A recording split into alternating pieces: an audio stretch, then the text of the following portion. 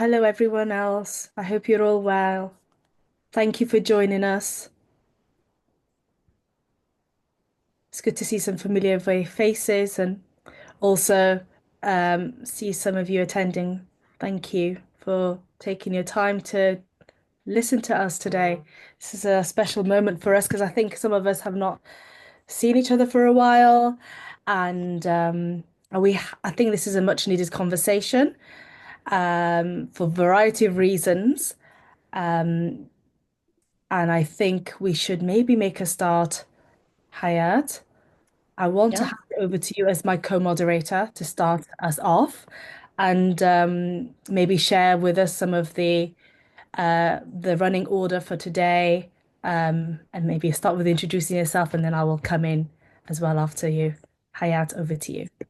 thank you very much, Naima. My name is Hayat Traspas. I'm based in Spain, Madrid, and originally Somali Kenyan. So I want to first say good morning, good afternoon, depending on where everybody is connecting from. Warm greetings, and I'm very happy that you can join us today to this webinar, Empower in Partnership, Uniting to End FGM across Somali communities.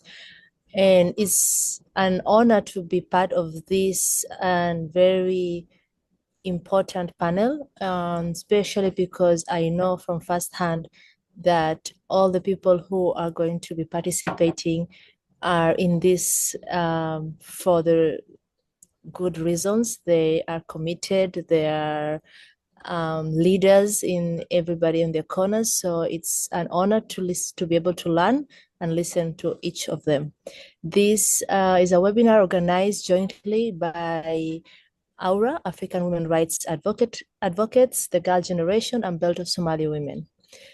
Today's conversation is particularly powerful because it brings together activists, survivors, community leaders who are not only shifting narratives, but building resilient networks to support advocacy. During the next session, we will explore how collaboration rooted in community wisdom and survivors' leadership can accelerate the global movement to end female genital mutilation. We have inspiring lineup ahead featuring remarkable keynote speakers and panelists whose leadership and resilience have deeply shaped this movement. You will hear about the legacy of women's movements, the essential role of diaspora activism, and the transformative power of survivor-led storytelling. We also warmly invite you to actively participate by sharing your questions, reflections during the question and answer segment. And let's together amplify our collective voices, share valuable insights, and commit to continued action and collaboration.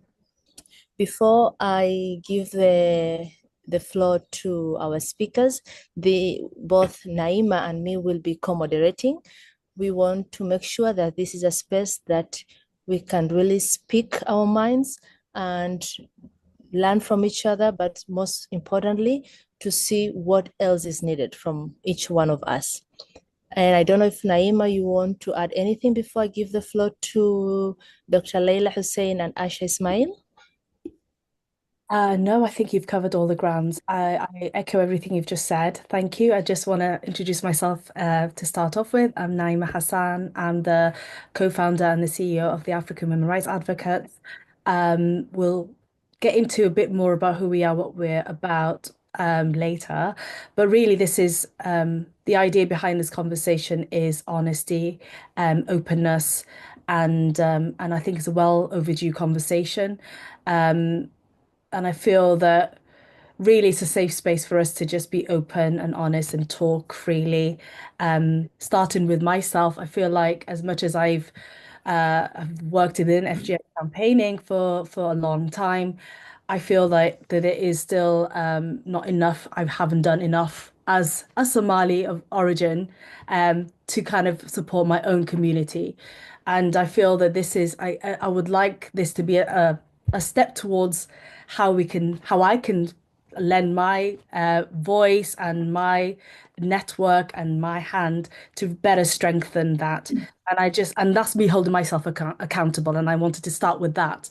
And I just wanted, with that in mind, with that level of accountability and honesty, I would like us to kind of follow that thread throughout our conversation, just to really get to the why, we all know why, because we feel like there's, for a very long time, the Somali community has really led historically some of this movement, and I know we'll get into that next in our next keynote sessions. But really, it's what we're going to do next after this that really matters. So I'm going to pause here, hand it back to Hayat to bring our keynote speakers on next. Thanks, Hayat. Thank you, Naima. This is indeed just an extension of the one-to-one conversations that all of us must be having in different spaces of what is needed. So it's my pleasure to first introduce Dr. Leila Hussein. I think most of us know who she is, but for those who don't know her, she's a psychotherapist specializing in supporting survivors of sexual abuse.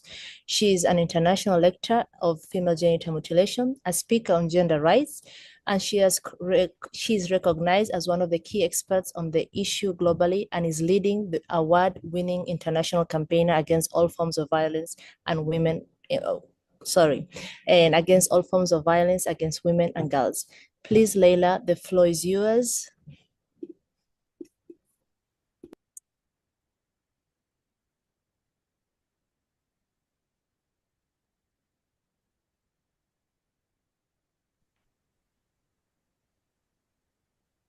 Leila, I think there's a bit of a delay. Can you hear us? Apologies, I had a bit of a disconnect. So it's raining quite heavily here in Nairobi, so it's really impacting my network at the moment. So yeah, thank you so much. I mean, first and foremost, thank you to the organizers, and I mean, good afternoon to everyone. I know some of you, it's morning. I think I want to recognize what an honor it's even to be here today, because I want to begin by speaking from as a survivor from the heart, as a proud Somali woman, as a survivor, as someone who has walked in this path for more than 2 decades now. I'm feeling deeply moved by this gathering. And Naima, share this with you. This is a space, for this space to be held by Somali women, for Somali women, fills me with, both hope and healing. So today for me, it's more than just a webinar. It's a really important moment, a moment of recognition, of reflection, and remembering how far we've come, because the truth is this hasn't been an easy journey for many of us. When I first spoke publicly about my experience of FGM nearly 20 years ago, it was some of our own who pushed back, like feeling rejected by many, including the Somali community. So the silence was very isolating. But yet, here we are today, together in solidarity, in sisterhood, and to be welcomed into this space today with such warmth, shared purpose, and deeply healing for me personally. And I want to thank you for that. Also, I want to take this moment to really honor the women who came before me, Somali women such as Shamis Diria, Edna Adhan, Weris Diria, Dr. Fatima Hussein. There's so many we can list, these women who have dared to speak when it was still dangerous to do so. I know Shamis got attacked many times in East London. So I stand in their shoulders and I carry that courage with me every time I stand on these platforms. And I'm just grateful for the incredible sisters who are with us in this webinar today, women who fearlessly continuing to fight. I see you, I really want to honor you, and I'm so, so proud of us, as in terms of where we've come. So let's take a moment to really celebrate the impact Somali women have had in this global movement to end FGM. We've led with strength, with grace, with relentless determination. So now let me speak on language, legacy, and power. Because of the way we talk about FGM matters, language isn't just about words, it's about power. It shapes how we've seen, how we've been supported, or whether we are safe. Too often, FGM has been described with soft language like tradition, practice, female circumcision, but we know that's not the truth. FGM is violence, it's abuse. Touching a child's genitalia is a form of sexual assault. It's a violation of our rights. Let me share something that might be hard to hear, but it's important. FGM is now the fourth biggest killer of African girls. Every 12 minutes, a girl dies from this violence. Over 230 million women and girls around the world are living with this lifelong consequence, including those of us on this webinar. The numbers are now approaching to those girls who are dying from FGM are now approaching from same as children who are dying from malaria. I mean, you can't always stop mosquito bites, but you can stop a girl from being mutilated. So I want to challenge all of us, those who have joined us as guests, activists, policymakers, to really look at how much funding goes to malaria versus girls who are dying from FGM. Why does malaria receive so much funding than FGM? Why are we still underinvested in something that we can prevent? We owe our girls better, and we can do better. As members of the diaspora or in our homelands, we hold a unique power. We carry the stories of our communities and the tools of global advocacy. We can speak in ways that honor both where we come from and where we're going. Let me say this clearly. Survivors are not just a witness. We are the experts. Our lived experience gives us an insight, wisdom, truth that no report can ever replicate. We need to be spoken for. We need to be heard. We are respected and resourced. When survivors tell their stories in their own words, something powerful happens. We stop being statistics, we become the movement. But storytelling must be matched with support. If we're asked to share, we must be protected. If we show up, we must be cared for emotionally, physically, and most importantly, financially. At the Girl Generation ALM, we've shifted our approach. We no longer talk about FGM as a culture or a social norm. We call it violence, criminal act rooted in power and equality. That clarity has opened doors of policies, hopefully more investment to action. And it's my hope that we keep walking through those doors together. So to close this, language holds memory, language carries legacy, language changes power. So let's use it to honor our pain and our progress. Let's use it to transform silence into lasting change. And finally, I want to extend my deepest love and thanks to our other fellow survivors from across Africa, Asia, US, Europe, Middle East, and now I'm a survivor from South America. Thank you for standing with us. Thank you for building a safety where once there was silence. Thank you for reminding the world that survivors are not broken. We are powerful.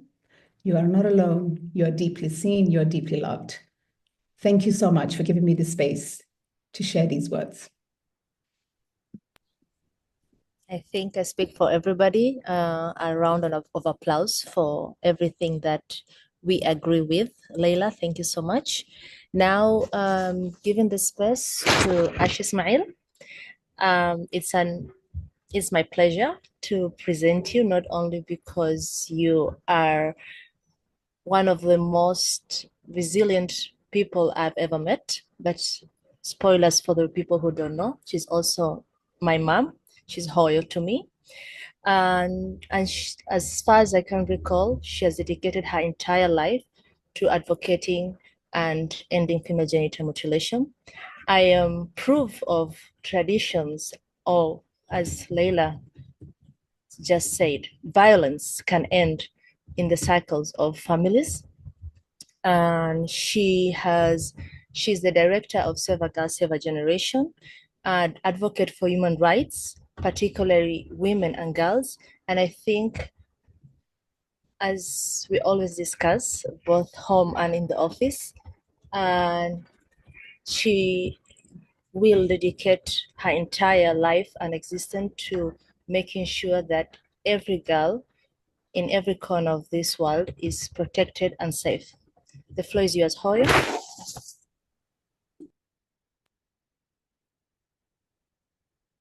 Thank you so much. And Haya, thank you, Aura, and everybody who is here, and to extend this invitation to me.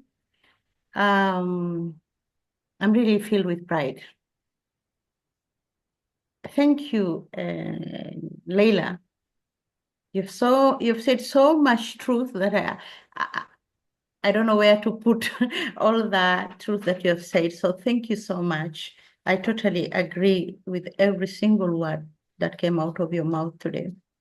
I'm a bit emotional because of what Hayat just said, is because it's the truth. You see, when you see the fruit of your work, your strength, and your fight is also in the same mission as you, because she is a girl who has not been touched. She has not been cut, because I made that decision. She doesn't like me to say the year, but by then, we didn't have the type of information we have today. We didn't have the resources we have today. Even if there was any movement going on, it was so hard to know about it. And I made that decision when she was put on my lap, before even the umbilical cord was caught. I knew that this one will not go through what I went through. Now, how did I go about it? Or how was I going to make it happen? That was a difficult thing. As Leila said, there were so many before us who had it so hard. It was so difficult for them, whereby everybody will look at you and just wonder what the hell has gone through to these women. But today we have them here. They are among us in this group. They are Somali girls who did not go through the cut. They should be our pride, because it is the achievement of their mothers, how they were brought up and where they were brought out. Without any, there are many people who always say, yeah, this is the influence of the Western, those people who have been brainwashed, blah, blah, blah, blah. I had not come to Europe. Nobody brainwashed me when I made the decision. So it came deeply from me. And with that mission, I continued. I continued because I think it was very, very important to find women, young girls, I was about 20 then, and to find people who thought like me was my mission then. Something that I think has a little bit changed, and something that has died so far. The competition between us, who can be seen more, who can be talked about more, has taken her to a bad place. We should know that united, we can make it work better. See, supporting a sister, whether she is a generation of the young ones who have not undergone FGM, to put them in the place where they're supposed to be, like the queens. They are lucky, because those queens could not exist if their mothers did not change, did not decide to stop it. So that is something to be proud of. That is something to put, in a very, very high stand. You should also support. I'm not going to say we, because I'm coming from another generation. You're all younger than me. Should learn how to support each other, applaud the achievement of each of us, take away the competition from the work, because with the competition, you don't go to spaces. I want to go to a space where I can talk about, and Leila, I can talk about Hodan, I can talk about Naima, I can talk about Ruqio, I can talk about Hayat as examples of people who are working towards eliminating female genital mutilation.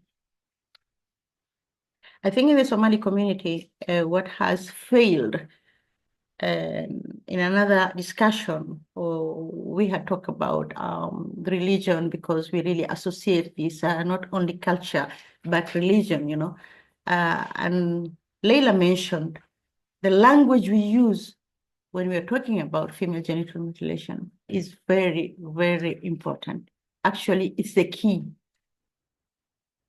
We use a lot of language in the wrong way. If there's anybody from Kenya, Garissa, somewhere there, we know that there is a type of female genital mutilation that we call sunnah, that they call sunnah. And in every discussion that I have been to, whether it is a religious person, whether it's an activist, she will always mention it. You know why? It's because it's the language that they use there. But as long as we continue using sunnah, we are validating the religious relation with what is being done. So we should try to learn to eliminate those type of words from our dictionary. We should never talk about any word that relates to religion. Okay, so when we come out of sunnah, we go to halalays. So if this girl has not been cut, she's haram.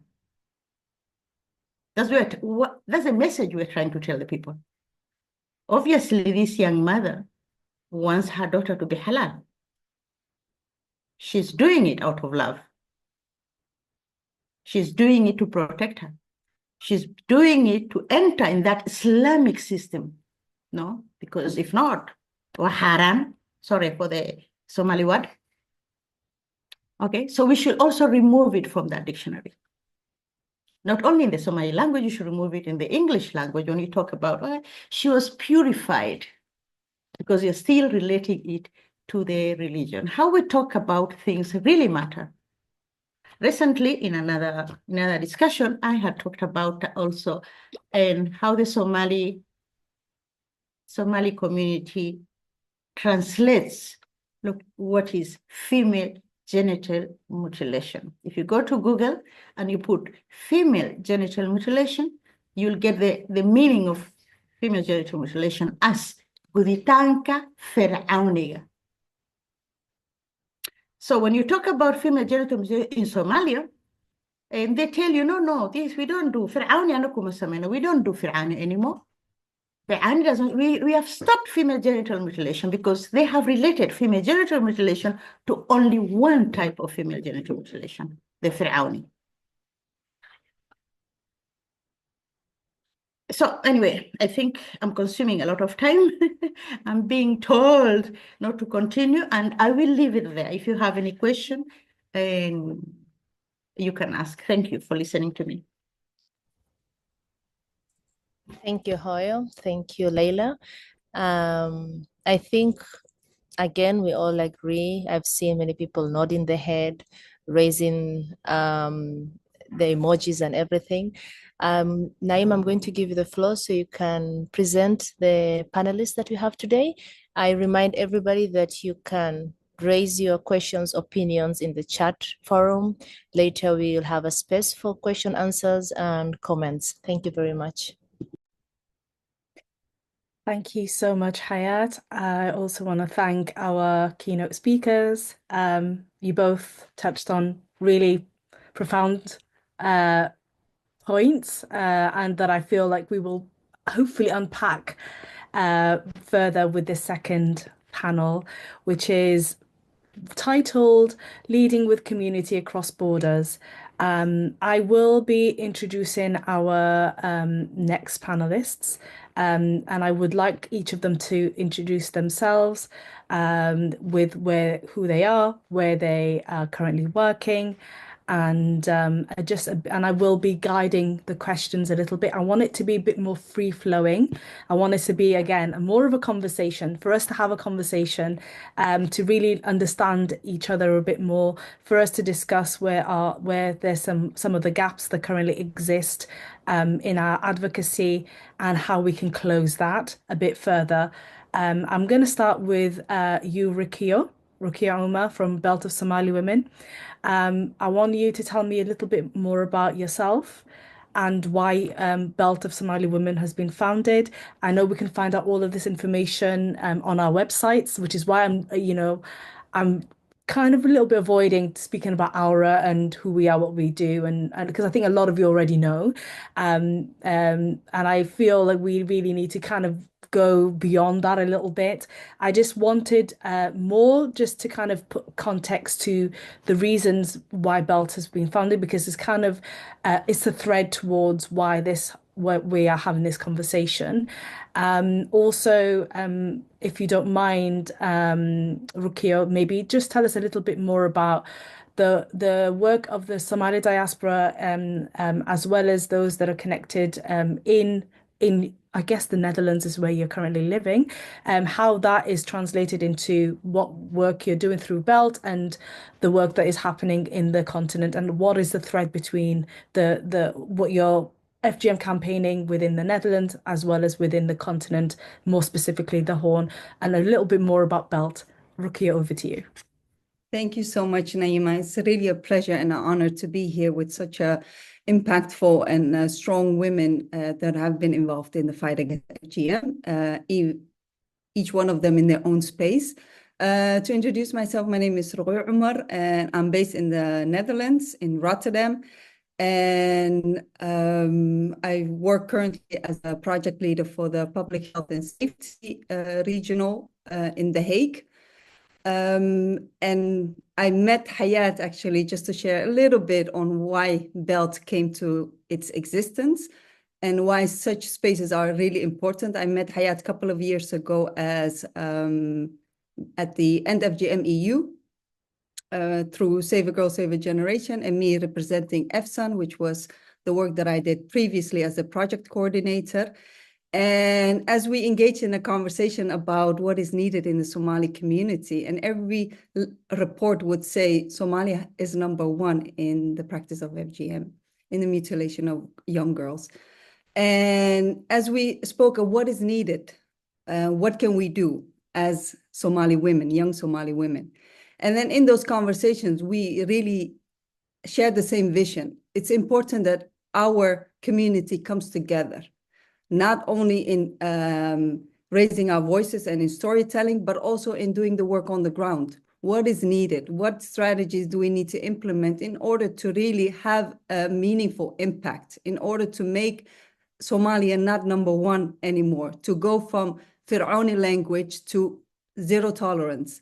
And I think that was the reason why BELT came to existence, in order to create those spaces and a platform where we support also grassroots organizations that are on the ground. And I think if we look at the in-country organizations and the diaspora community, yes, we do have a different lived experiences. However, we have the same goal, we have the same purpose, which is ending FGM. And I think I believe from the diaspora community, we have spaces where we can really influence the policy, where we have the resources. We might not always get the funding, but there is funding available. However, if we look at the community, the local community, they're doing the same work. And it's important that we really build those bridges with them and really come together as a community, whether you are diaspora or in country. It's important that we face these challenges ourselves. Thank you so much for that, Rukia. I really appreciate your insight and the work that you're already doing. And I agree. I think the diaspora definitely have access to a bit more resources. Yet there's still more that needs to be done. And I just would like to see if you have any experience or any understanding towards the differences and the similarities you see, in relation to the fight against FGM across different settings, particularly, for example, comparing the Netherlands to other countries in the Horn. Aside from resources, what's lacking, and what are some of the similarities and the differences, if there are any? I think as you said, I agree with you, Naima. It's in the diaspora, we really focus on prevention and safeguarding, and really having an impact on policy that are being developed and implemented when it comes to the fight against FGM. When we look at the similarities, is still from the diaspora. If a young girl goes to holiday back home, she's still faced with the risk of being mutilated. And I think we cannot lose focus on what work needs to be done in our home countries. And I think one of the similarities is a great example is this, the fact that we are here as Somali women doing the work. The reality of FGM affects all of us, regardless where you are, whether you are based in Nairobi or you are based in Amsterdam or London or Mogadishu or Hargeisa, it doesn't matter. We are all subjected to this type of violence.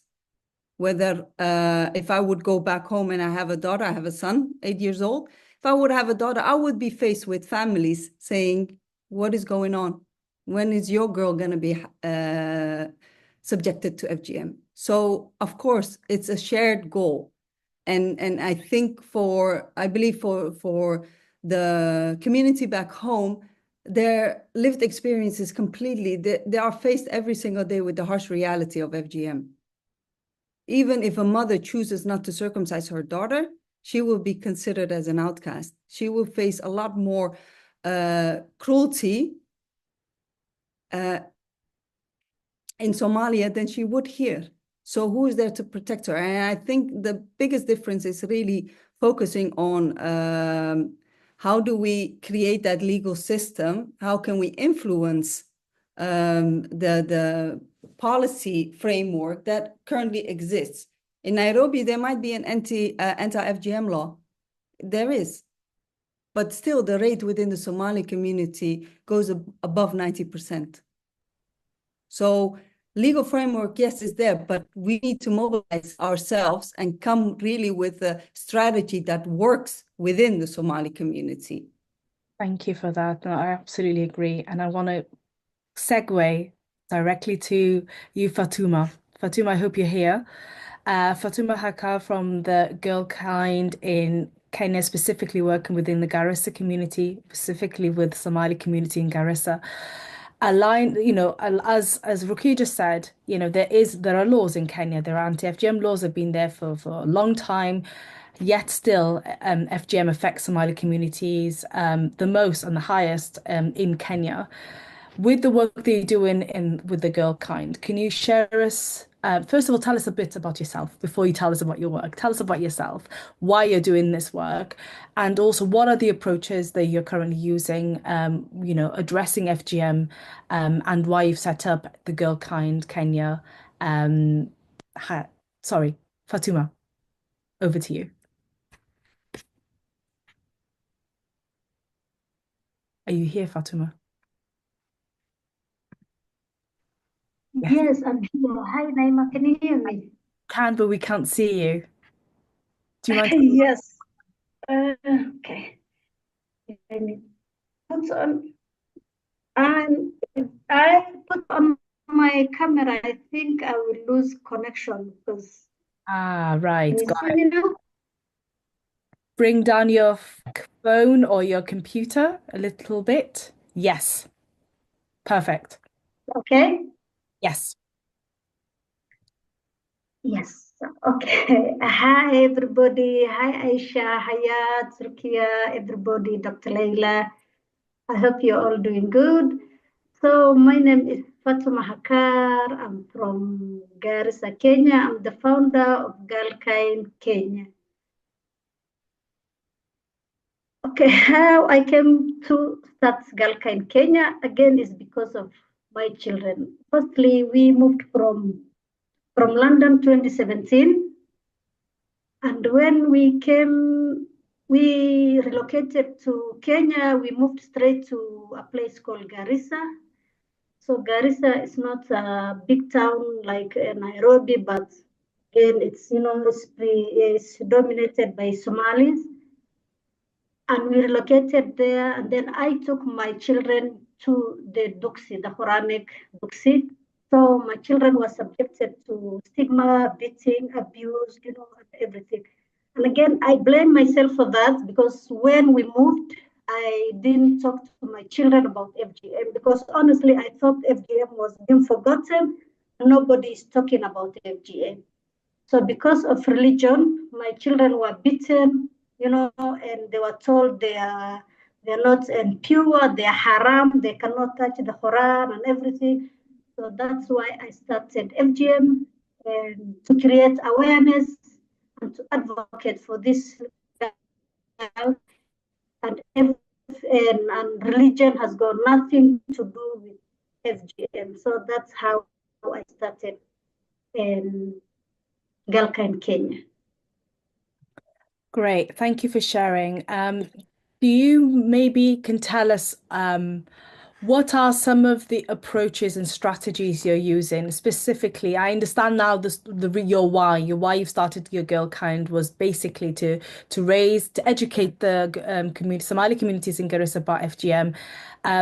Maybe share some strategies that have maybe worked. Especially from like using holistic intersectional lens, like looking at it from different perspective, and how are you communicating about FGM in in Garissa? How what are some of the key impactful examples you can maybe share with us? That'll be really great to learn and to hear from you, to kind of share a little bit about your work, what is working, also what strategies you're using. Especially knowing like some of the reasons why FGM is practiced within our community as Somalis. Um, some of it could be for a variety of reasons. As much as we know it's an abuse, it's a child abuse, but a lot of people reference religion as a reason, for example. So maybe share some insight and some indication of what is working and how are you approaching FGM campaigning in your community in Garissa.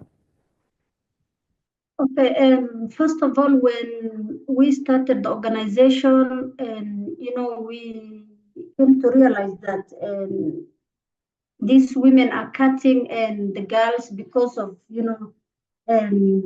poverty. So that's when we did our own research. We came to realize that they are cutting because cutting one girl is like they were taking a money of 3,000 shillings to 4,000 shillings. So what we did as an organization, we started a small vocational training for the ladies. And we went out of Garissa town. We went to a small village and like 10 kilometers from Garissa, where we started our own vocational training, to teach these women and livelihood skills. And as our approach at that time was, I cannot come to you like, Naima, you are doing this job, can you? And it was like a job for them because they were getting paid. Can you stop what you are doing, and what's next for you when you stop doing that? So, and we started a small vocational training where we were teaching them alternative livelihood, and it worked for us. It worked for us. And at the moment, we have ladies who we are using, and that ladies as advocates and creating awareness for the community. And we do radio talk shows to them, reaching to wider audience, and they're doing their own businesses now. And we teach them how to do sewing machines. We teach you how to do henna beautification, the mehndi, and some of them, they have successful businesses now. And that's one thing that's really, really, really worked for us. And I know a lot of people said an alternative livelihood is not a solution, but for us as an organization, that's really helped us. And we have 3 women, who had really abandoned the cat now, and they're advocating for, for zero tolerance and of FGM. We don't recognize the SUNA FGM because there's nothing called SUNA.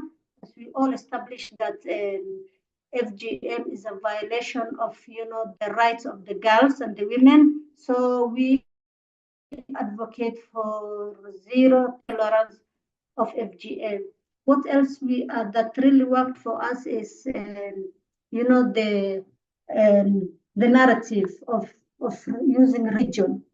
We have some scholars, some sheikhs, who are really against FGM in Garissa, and they really, really helped us. We do dialogues in the community, you do talk shows, and saying that FGM has no place in our religion completely.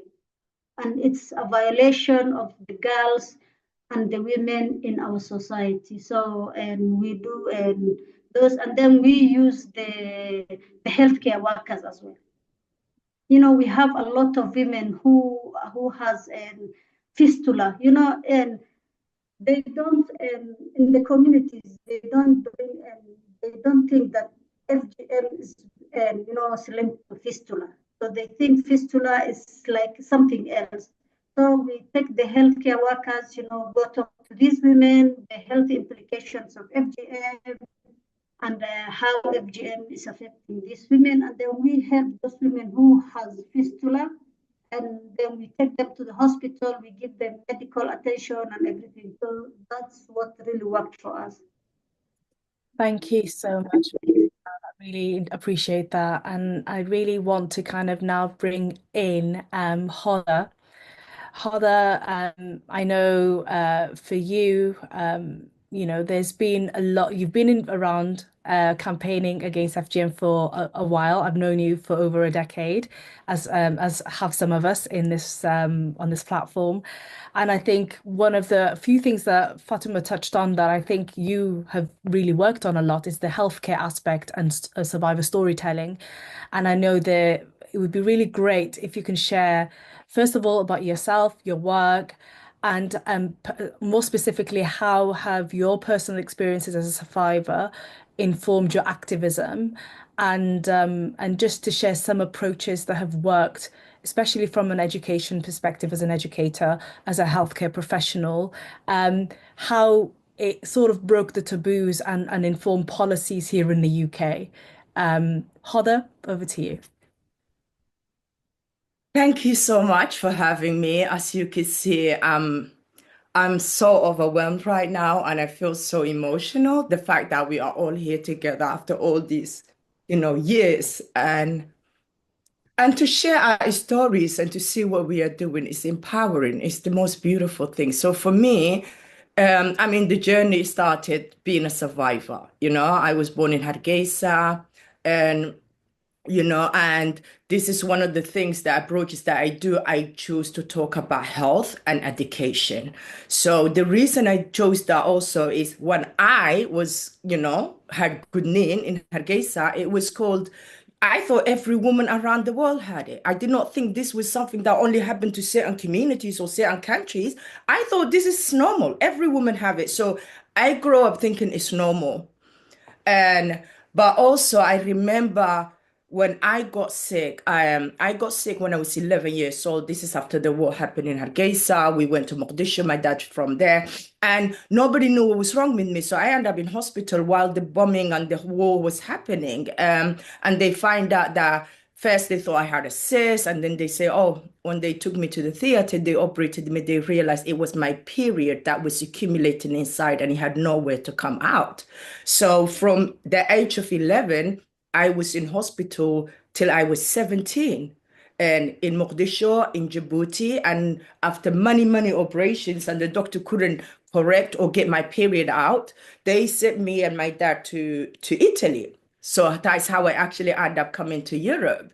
And in Italy, it was after, again, for a whole year of being in the hospital that they operated me, and I had my period for the first time when I was 17 years old. But also we became refugees. We couldn't go back home, me and my dad. So I think it was Rukia who was talking about she lives in Holland. I ended up living in Holland. I came straight from the hospital, ended up in Holland in a refugee camp in a country I know nothing about. So for me, that was the journey. It started why I became who I become, and who I am today.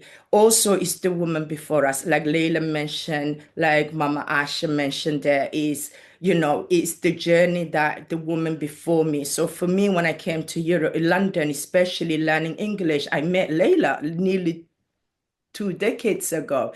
And again, it was her kindness and her giving us safe space as a Somali girls that really make me think, hey, this is not okay. I end up in rest all of my teenage life in hospital in 3 different countries, 2 different continents. So what am I going to do? I can only talk about the health side of it. I end up becoming a health professional. I went to university. I work with patients, but It was working in sexual and HIV who actually gave me, in working in that department, I realized there's so many Somali women was being sent with the FGM complications to a sexual health clinic, a woman who was not sexually active. And it only took, it should be their doctor, their GP, to ask them what what the complication was and refer them to the right department, because all they need is a gynecologist.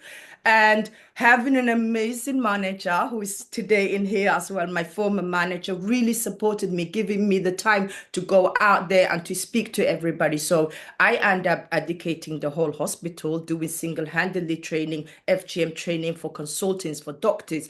And, I went to the chief executive with my manager, and we were like, we have to change our performance, because we're asking patients about very specific questions. Why are we not adding FGMC to there? If they had that, so it started from there.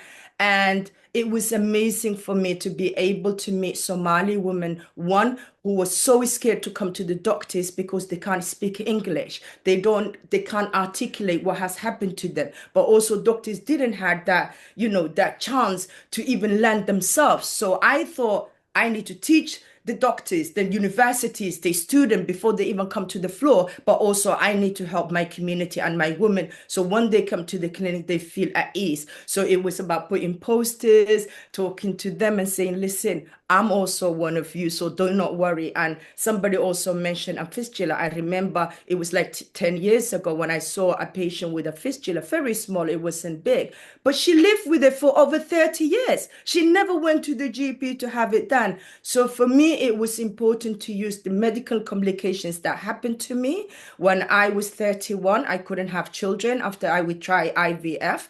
So I nearly died again with all the operations and the complications that has happened to me. So how can I now help the other people to actually understand and know about medical complications? And for that reason, I'm not gonna lie, I had so much support within our community, because I don't want to talk about religion. I don't want to talk about political. I want to talk about the health complications, but also to think about why are we doing this to our girls.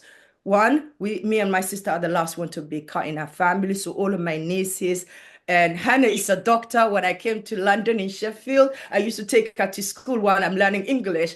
And I was like, what do you want to be? And she's like, I want to be a police officer, I'll be chef. I say, no, you're going to be a doctor. And Hannah is 27 years old today, right? And she is a gynecologist, and now she's also training to become a pediatric so she can work with children. So we can move mountains. Somali women, we are the backbone of the world. I don't care the country alone. We are the backbone of the world. Our mothers, our grandmothers have walked this path. They didn't know, and they did not have the education we have now. And 7 years ago, I moved from from NHS, and I moved to education, because you know why? I need to empower children as they go into school. I don't want to talk to them when they were 17 or 18 in secondary school. We need to start in primary school. So fortunately, but unfortunately, I'm the only person in the whole of the UK has developed a curriculum in primary school teaching children from year 3 to 6. So this is like 7-year-old to 11 years old, but I work with the whole school. So I do a whole school staff training, so the staff know what to look, what to do. But also I do not go and teach children without working with the parents, which again give me that chance to be a front line to speak to my Somali women, because guess what? Our children are your world.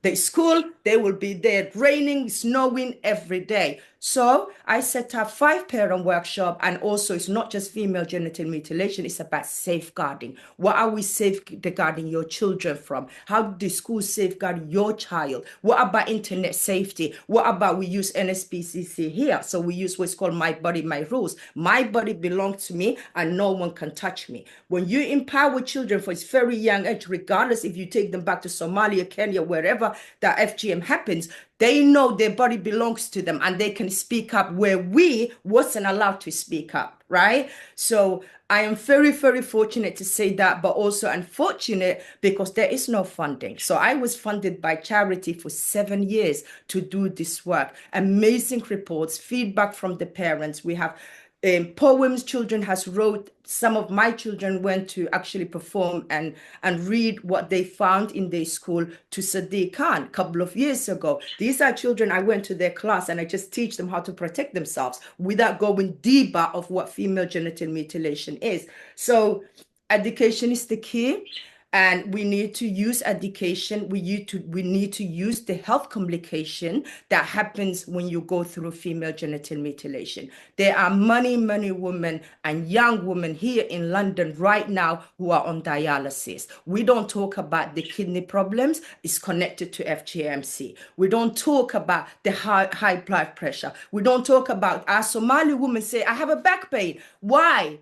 If we really look at the research and we look at the medical complications come with it, that is also part of it. So I know I'm talking too much, but that is I'm passionate about. FGM took away my chance to be a teenager. It took away my chance to be a mother, but it hasn't taken away for me to be a woman and to use my voice. So I'm glad and I'm honored to be sharing this space with you all.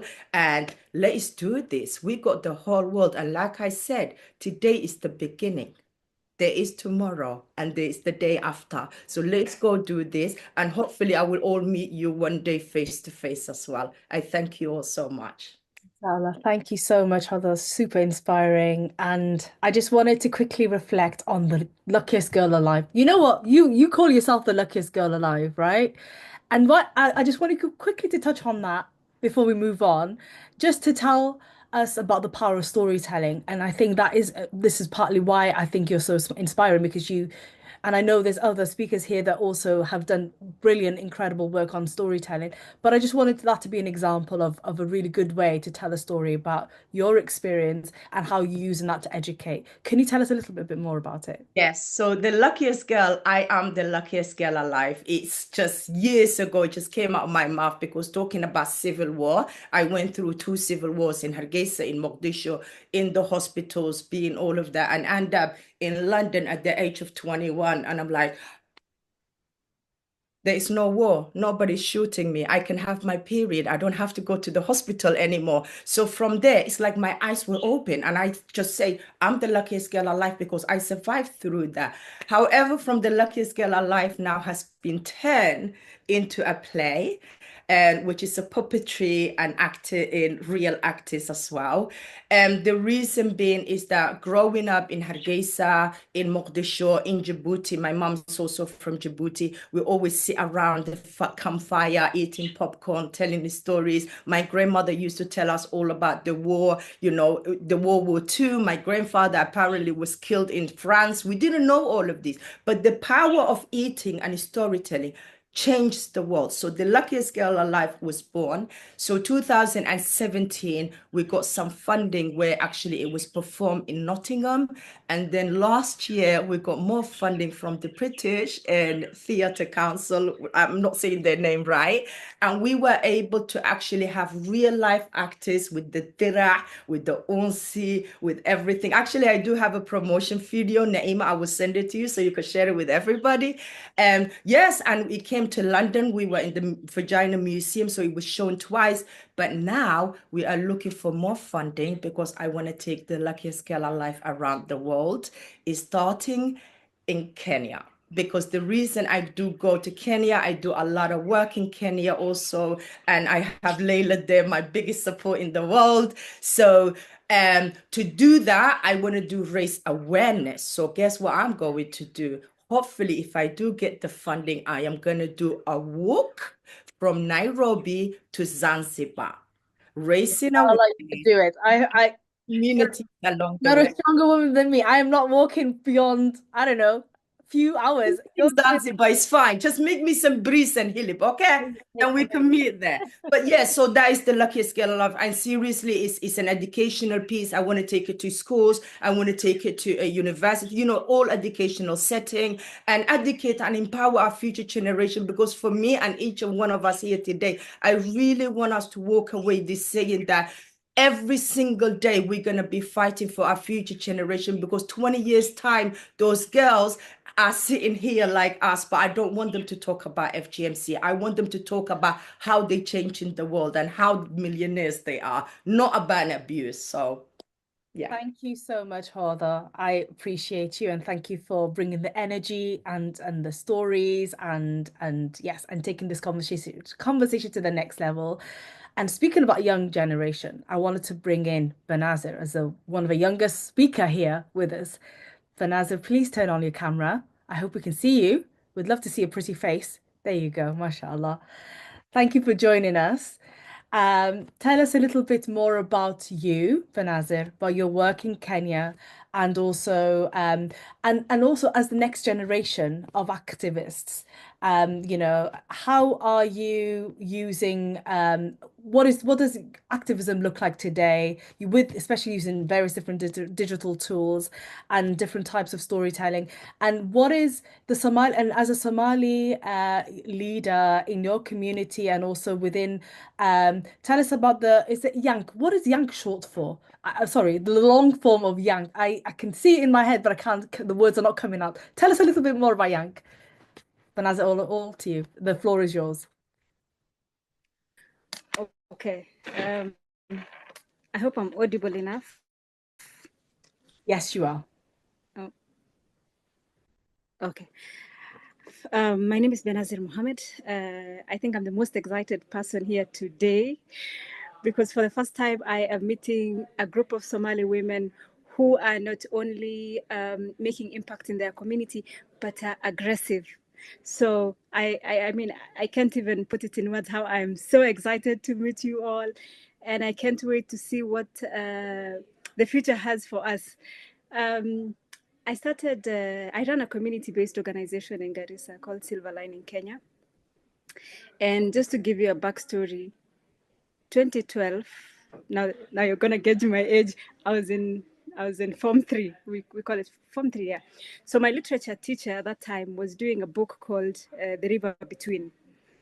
And she talked about communities that still cut their girls. So I was in a school that is in Nairobi.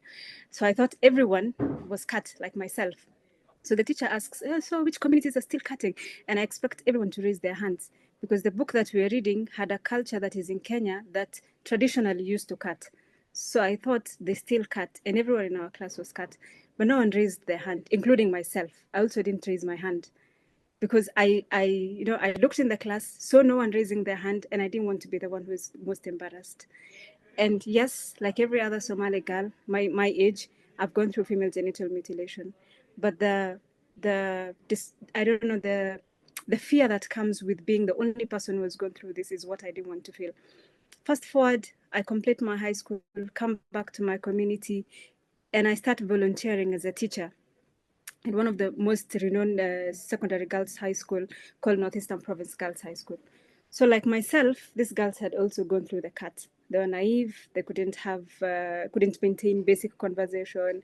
So I just started a small group that we used to meet every Thursday to just talk about what we go through. And I was their peer. So I was like a peer teacher to just come and, entertain them and have conversations. And every other time, the conversation used to revolve around maybe their menses and FGM and problems that I would come to know that were associated with the fact that they had gone through the cut. So this now inspired me to broaden the conversation that we were having about FGM. And I got myself into spaces where people were talking about female genital mutilation. There were conversations, but the question for me always was, when are we going to involve the young people? When are we going to have this conversation among two generations? So I started what we call intergenerational conversations, where we bring together the older women who have gone through the cut, who are still pro the cut, and base it according to culture or religion, and us who are generation who are well educated and want to end this. So between 2015 to 2024, I've really worked with young people to have these conversations using art. And one of our best artworks helped us win the top 35 under 35 awards in Kenya, because we are showcasing the story of a young girl who goes through female genital mutilation, despite the fact that she didn't have information. Just like my story, gets into her community and is forced to go through this practice. Then she gets the injuries and is not able to access medical assistance, and then she dies. the reason why I'm so inspired and encouraged to continue my journey in ending female genital mutilation is because I don't want us to remain data. Every other time we go to conferences, we go to conversations, we always told the Somali community has 97 point what, 96 point what, yet communities are talking about eradicating female genital mutilation. So how I do my work, I'm focusing on three things. The first one is education, which is community sensitization and offering scholarship opportunities. So when we talk about community sensitization, is how do we, have conversations with community members? This is now the intergenerational dialogues. We use art where we invite community members to make drawings. So we put them in a room and let them tell their story through art. So you draw what happened to you, and then you tell your story. So in this way, survivors are able to encourage themselves and see that, yes, I'm not the only one who went through this practice. There's a group of us. But then how do we stop our generation, the generation that we're going to nurture, to stop this practice? So I'm really focusing on the kids that we will have. How are we going to protect them? How are we going to make sure that they don't go through this cut? Then also in community sensitization, I would like to echo what Fatima Hakar has said. We work closely with Fatima Hakar. We're part of the same, the Gender Technical Working Group in Garissa. So we work on issues of ending female genital mutilation by bringing in men champions who are willing to, have these conversations, having religious conversations with people who want to also end female genital mutilation, and having what we call radio sessions, because again, we want this message to reach as far as people can get. Then we have what we call YANK. YANK is the Young Anti-FGM Network of Kenya, the Youth Anti-FGM Network of Kenya. So it comprises of young people from 22 hotspot counties. Currently, I'm the chair of the youth, the Anti-FGM Network, the young team of Kenya. And these 22 focal areas are areas where female genital mutilation is rampant. So all the counties in Kenya that are still practicing FGM. So we usually have conversations on this, shaping policies through this movement, where we engage in conversations to try and modify and to also bring in the voice of young people. As I always say, if you leave the young people out of this conversation, what happens when the generation that is now campaigning against FGM stops doing that work? Who is going to continue? So we have conversations with people from as far as the eastern side, the northern side, all the communities come together. And these are young people who are using different forms of either they're using art, they're using mentorship programs, they're going to schools. So there are people who can reach the grassroots. There are people who, on the day-to-day basis, we have someone who's as young as 19, coming into this conversation and making change in their communities. Finally, I had talked about scholarships and the importance of education in ending female genital mutilation. I'd really like to echo what Hoda has said. I hope I'm saying the name well, Hoda. Education is really key when it comes to ending female genital mutilation. The only reason why we're having this conversation here is because all of us are educated. All of us have gone through a certain form of education. All of us have gone to school. All of us have interacted with communities that are not cutting, and we can understand that cutting is wrong. So as we focus on conversations on ending female genital mutilation, I always say, let us also empower young people. Currently, Silverline in Kenya, through our partners, we're able to sponsor 11 girls through secondary education. And this is a generation that I'm very sure, because during our scholarship program, we have mentorship sessions, we have one-on-one conversations. These are people that I'm sure 99% they're not going to cut their girls, because they have the background and the information that needs to get to the generation. So generally, I'm out of words. I don't know what to say, but I'm so excited.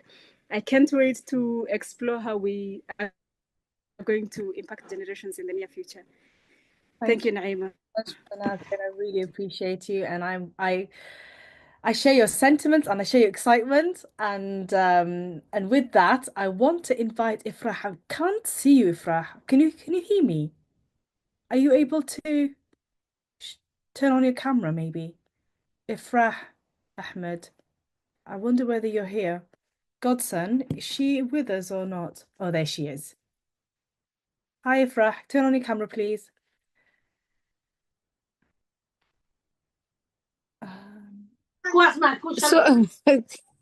كاميرا موجودة يعني كاميرا can't see camera.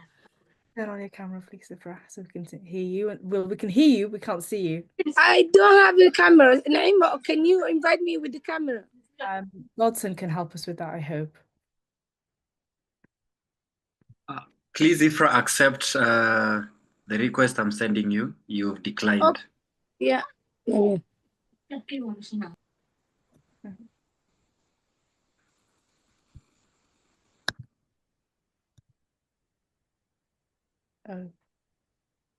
Okay. I don't know what happened, but we can hear you anyway, Frah. If you can maybe, and there you are. Now I can see. Sorry, first of all, and I am not in my house. We are in friend house. We are on holiday, so and I'm greeting you all in Dublin. I want to speak Somali. Is that okay first? Absolutely, you can speak Somali. We're Somalis. Why not? Of Somali ko hadal. I just want to, first of all, before you speak Somali, let me introduce you and I say welcome to the floor, Ifrah. Can you maybe share a little bit about you, your work as part of the Ifrah Foundation, and also share your journey from being a survivor to a global advocate, and how that has shaped your vision and priorities for your organization, specifically as one of the only people who are leading the work in Somalia. So please, the floor is yours. You can speak Somali, whatever language you're comfortable with. Assalamu alaikum. Horta runtii aad waxaan ugu faraxsanahay in maanta meeshan activist Somali kaliya ku nahay. And it makes me so proud. And also to see many faces. And the people who I speak to before ma joogin xoogaa khadka soo gelin. Runtii hoda aada mataqaanaa speechkaada ugu raaxaystay. Thank you so much, being you. And you know, this is the kind of people who empower us to become who we are today.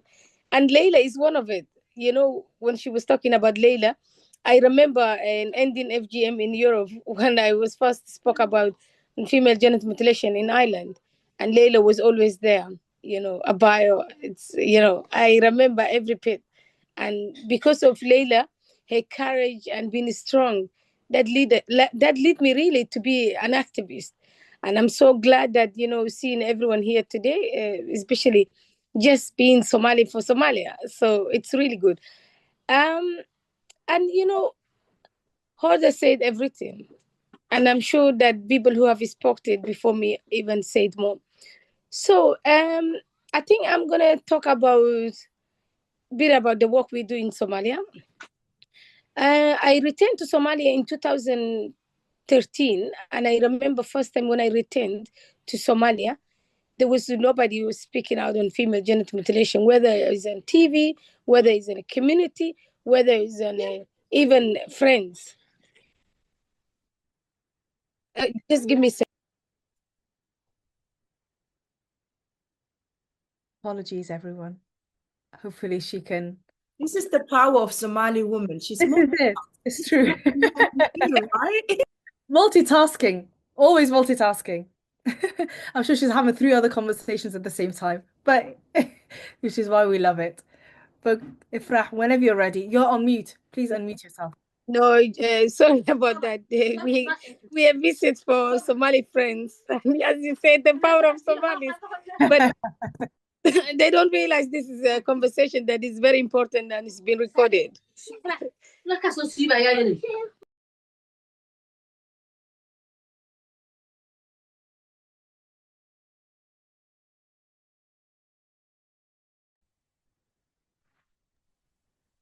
Just give me 5 minutes.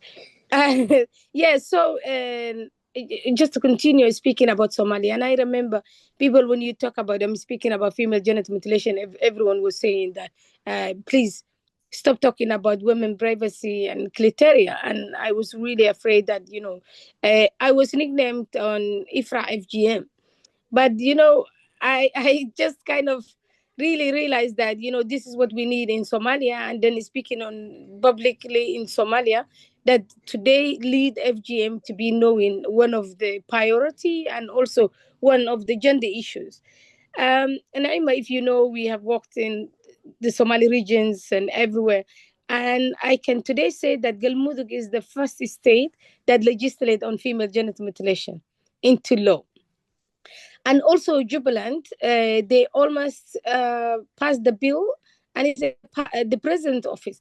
But in Jubilant, they basically saying that Sunnah and the age and everything, which we have refused the president to sign. By now, they started to have a first consultation on FGM. As you know, Woodland already passed the bill, but there was also an issue and it was brought it back. And the federal level, still there's an issue that, FGM is same. The government are not really willing to do anything at the moment. Last week, there was the biggest international national human rights conference in Mogadishu, 3 days conference led by the federal government of Somalia, especially Minister of Women and Human Rights. The second deputy prime minister was there. The president of federal government of Somalia, he closed the meeting, which was really good. That shows how important it is on agenda of the Somali government on the issues women rights. And also now Somalia have seen that the survivors' voice is how important it is. Because on the 6th of February, we had a high-level meeting with UN agencies, with the federal government of Somalia, where we had the survivors to speak, and the religious leaders. And thanks, Naimo, your time with the Global Media Campaign, you have worked with us a lot in terms of bringing the religious leaders on the table to speak about FGM and, finding money survivors. And then on the International Day of Human Rights, also, we had an opportunity to put it on the agenda as a FGM itself. We brought it the survivor of FGM, where she was speaking her personal journey on FGM. And now in terms of Somalia, that's where we are on FGM, and we hopefully that we're going to pass the bill. About IFRA Foundation, I'm going to touch based on Dear Daughter campaign. We set up Dear Daughter campaign during the COVID. We actually launched with UNFPA. And now our Dear Daughter campaign, which is, mother making a pledge and, promising that what happened to her, it doesn't happen to her own daughter. We have the website, which is Dear Daughter. Now it's over 100,000 promises people have made it on pledging. And what we're hoping is that this year, whether it's passed the bill or not, we wanted to sign the pledge by the president and the prime minister and the parliament speaker, especially the parliament speaker, because they are the lawmakers. We want to carry that 100,000 pledges to the parliament speaker, and he to also include his voice, and then advocate for the passing the bill. On IFRA Foundation, we are working with UNFPA in Somalia, and we are working also IRC, International Rescue Committee. We still continue lobbying with the donors to make sure that, FGM is right to the agenda. In Somalia, we work with the community, we work with the religious leader, we work with, the government as well to make sure that the leaders also speak about FGM. IDB camps been really hard because you educate one community and then there's a new community who arrived, and then this new community, they still do practice on FGM, and then you have to go to them again and make sure that, they understand the consequence of FGM. Truly, every day I see young women are dying because of bleeding on childbirth. And I know that sometimes they say that FGM and childbirth is not connected. But if this woman gone through on FGM and she cut and mutilated badly, and she lives in the IDB camp, and she's in labor and she doesn't have any help, she cuts off really badly and then she bleeds to death. And I seen that in the camp. Yesterday, I was helping one woman that on her third child, she basically had a lot of, I don't know what happened, but she had a lot of problem, and we take her to hospital. And they say she cut off badly because, and I think one of the issue is that when they give birth and they cut, they have been sewed back again. And that is the problem that this woman happened to her. And we were trying to help her, and she lost a lot of blood.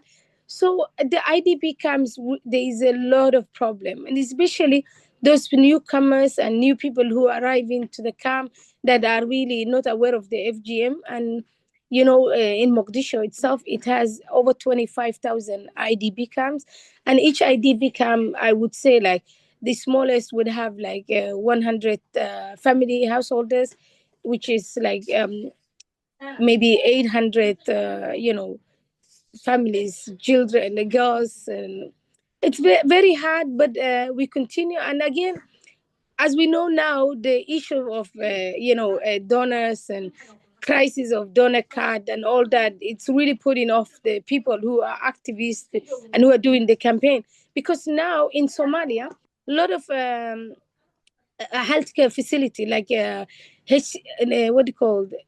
Um, I forgot the name. My goodness, a mother care center where they used to go to get a health support. Now it's all closed because of the funding gap. And if you speak with many NGOs and you tell them that the issue that is happening, IDP comes, they really saying that, oh, we lost the funding, we don't have the capacity to go. And I think now we will be even facing more difficult to compare during COVID. I remember during the COVID, there was a lot about COVID health, and we lost, the advocacy of gender and female genital mutilation. And then we see the increasing of FGM. And now I think it will be same. And, one of the biggest crises is that the funding cut. And that is the biggest issue that every person who are advocating on FGM will face, especially like the big donors who have been supporting if they don't have the capacity to support.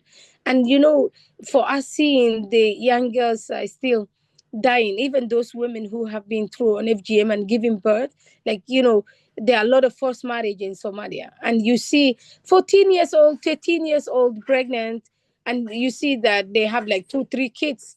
And that is something I would say, I hope, there will be other way of helping and supporting those people. But at the moment, there's a lot of crisis. And IFRA Foundation, we're still there. We still existed. UNFPA has been through a lot of crisis, but we're still there to support women and girls and, working. And it's been hard, especially for me, as a survivor of FGM and, been advocating these issues. And what we have achieved and what will happen next coming years is going to be really hard. But I'm sure that there will be other way of, supporting those activists and survivors who are working. And, Naimo, remember we've been keep saying that now is the time to survivors' voice to be heard. I think now I seen even the leaders speaking about survivors' voice, how important it is. I attended a meeting at the Irish Aid last week, and I heard that how important it is the voice of the survivors to be included on the agenda. And so I feel like even now is people are hearing what we have been fighting for. And for me as an activist, I would say IFRA Foundation, we have been active and working with young people, and we'll continue to work with the young people and make sure that till Somalia get the FGM bill passed. I have a daughter; she's almost 5, and United Nations resolution in 2030 is that ending on FGM in globally. And I don't want, when I'm celebrating my own daughter's birthday, I don't want it still to be speaking on FGM. I want to celebrate also achievement of ending FGM in globally. So hopefully we will reach in that, though I know that there will be a lot of crisis on a funding gap and all that, but there's still people who have a humanity and wanted to support. So I think I will stop there. We heard and I want you to stop here. because what, We're talking forever. I have listened to holders speaking, and that is something we really need. Absolutely. And I think just on that point, I think you've all touched on something really powerful. And I appreciate every one of you for everything that you've said. You've touched on, if Raf, just starting with you talked about forced marriage, you talked about FGM, and a lot of you mentioned education. A lot of you mentioned the economic importance of the economy, giving women the ability to have control of having their own income. And education, as I'm repeating that because I think that's the cornerstone to every form of change. It starts with that. I think what we're all saying, and of course, language and how we speak about it, and it all kind of touches on why there is such a massive, donor or funding crisis that exists. A lot of it is to do with what you just said, Ifrah, is the power of our own storytelling and owning our own, not only our own lived experiences, but also our own stories, but also recognizing our own collective power. I think the reason why we are and the power of partnership, which is what the title of this webinar is, really essentially when we are taking control of our advocacy, of our language, of our approaches, and we're saying whether UNFPA exists or not, IFRAH Foundation is always going to be there for Somali girls in Mogadishu, right? And we will always be there to support each other. And I think the point of this conversation today is how do we collectively come together and work, build those bridges to be more powerful and strong, to be able to advocate for ourselves, to raise, and whether this funding comes or not, we still are doing what we can to ensure that all our girls and our cousins and our daughters are not experiencing any violence. And I think how do we ensure that we're ending these violence and looking at it from a much more holistic and intersectional way of resolving some of these issues. I think the problem has been for a long time, sometimes addressing FGM as just as an FGM issue sometimes, as much as it's important to kind of raise the profile in different places. I think ultimately we're trying to protect girls from all forms of violence.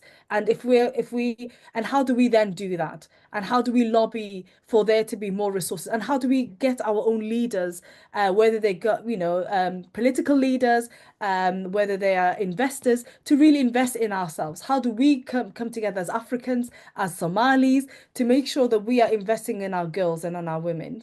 I guess these are just some reflections that I don't know we probably won't have the time to answer some of these these thoughts that I'm sharing with you, but I want to hand it back to my co-moderator to just hear some reflections from the webinar chat, and also to give you an opportunity to reflect as well. I know I've been kind of going back and forth with the various different speakers, but also to give our attendees some opportunities to kind of share any comments or any questions and how we can answer. So Hayat, back to you. Thank you, Naima. I was absorbed with all the conversation, everything that was happening. I think we have had a lot of participation also on the chat. Mariam had said that in Somaliland also they have passed the anti-FGM policy, which needs lobbying, for a lot of lobbying for it to happen, for it not to sit on the desk. So I think we have already one task in our hands, another one apart from the work of HODA, that I am happy to work until Zanzibar. And we have some people wanting the micro. I think Faduma Ali is requesting to be given the possibility to give her opinion. I think there is, we cannot hear? Is the sound coming from somewhere? It's mine because I have okay. people talking. Sorry. Okay. That's why I want to be brief. Okay, I'll take over. I can take over. I can take over. So yes, thank you, Hayat. And I just wanted anyway, first of all, just some reflections from our panelists, and then I want to give the floor to our attendees, and maybe Gotten, I don't know whether you can give us an opportunity to give our attendees a moment to speak and to share their questions or comments. Is that a possibility? Yes, I'll open their mic, whoever that will want to speak. Thank you. Just raise your hand if you have something to say. And if I firstly, okay, Fatuma wants to say something. Fatuma Haka, go ahead. Yeah, the floor is yours.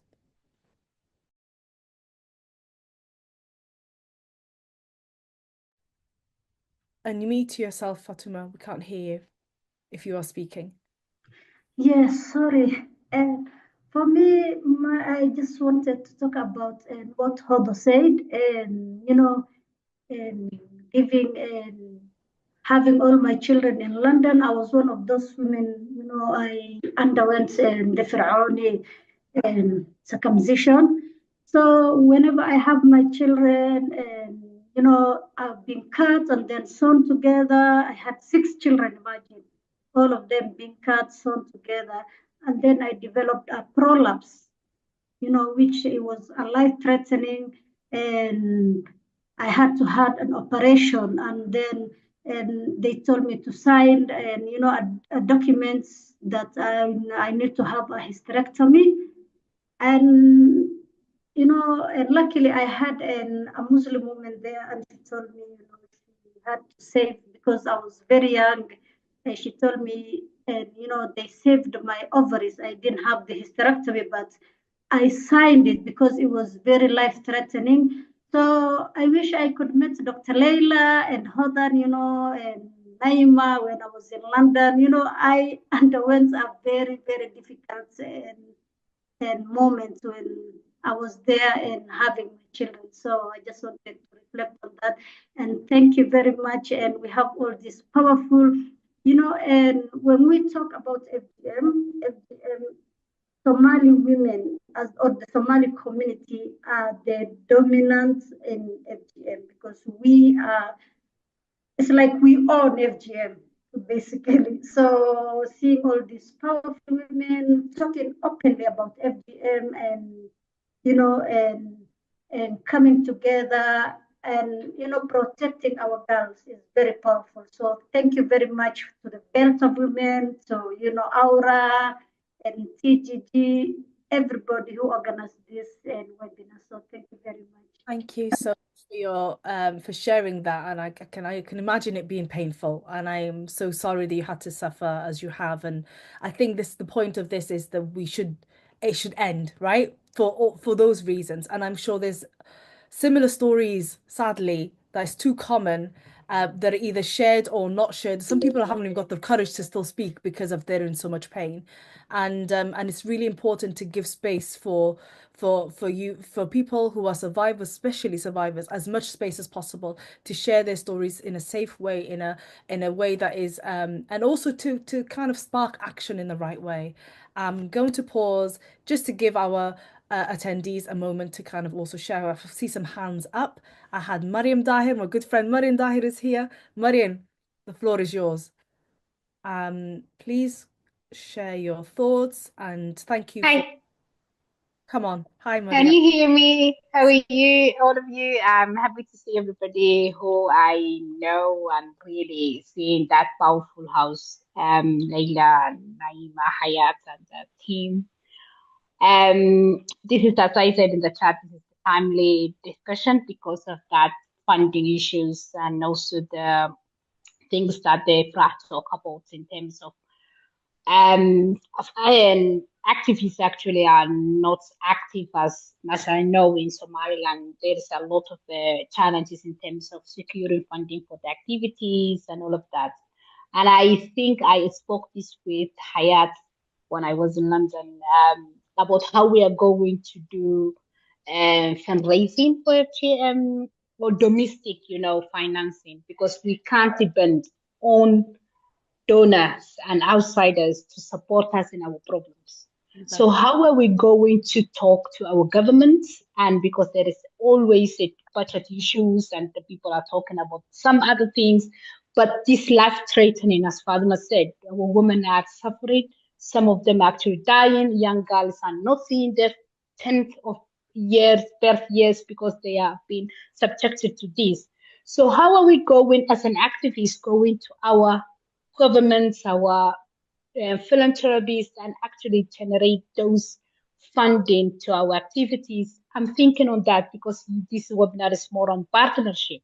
So I'm thinking how we are going to do that because I did also health finance or something like that. I'm thinking about maybe asking some taxes or some other things, and then we brought to FGM and that earmark it to FGM activities. Not only the awareness or something like that, but also medical treatments and how to support the survivors as well as how to do the prevention, and as well as partnering with the medical facilities to do those kind of support and free medical services.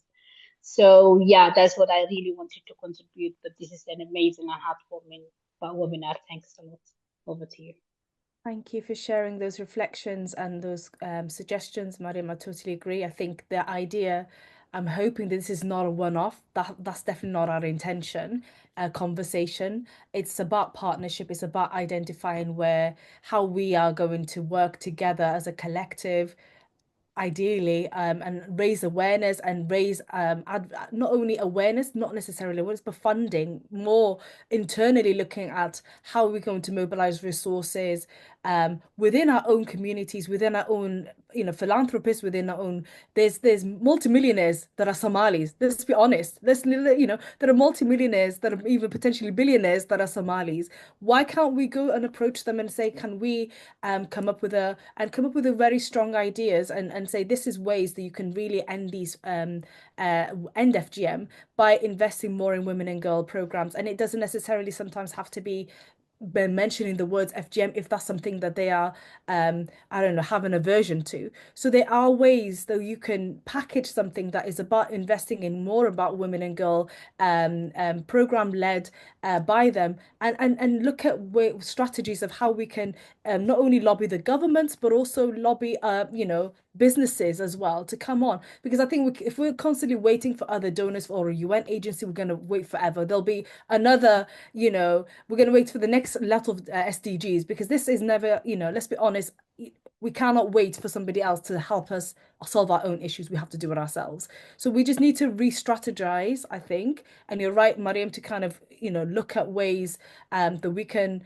really figure out how we could, what could be the ask and how we can, as a collective and partners, work together to kind of prioritize different sources of fundraising. And I think there's so much we can do with just our own networks and just our own connections. And I think we should, look at ways of kind of closing that gaps just by looking at ways of how we can work better together as a Somali sisters. But yeah, I think somebody else had their hand up. I think was it Faduma Ali wanted to say something. The floor is yours, Fatima. You can speak in both Somali or English, whatever you feel comfortable. I think you're on mute.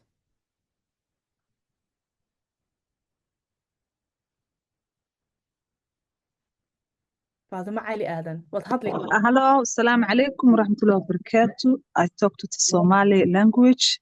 Speak in Somali language. Go ahead. Okay.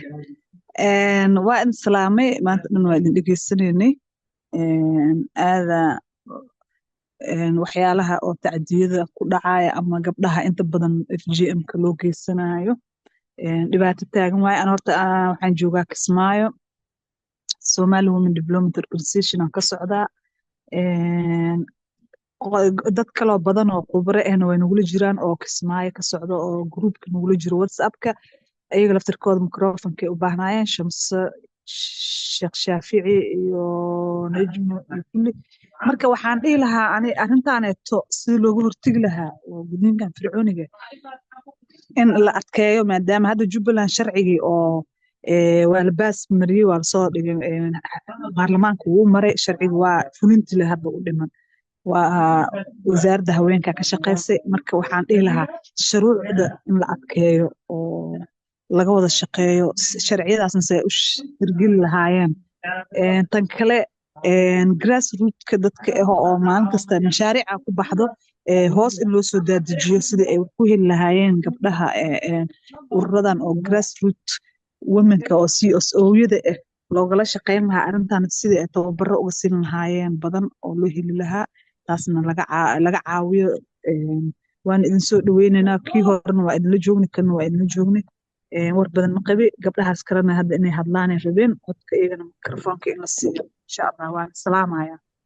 Naciimo, Maam Shamso halas maamada waxa waaye maama activist oo very strong oo community-ga aad ugu dhaqdhaqaaqda waa. Okay, no problem. magaceeda she there Shamso. Shamso waay. gacanta hadii taagi karto gacanta ha taagto so we can find her.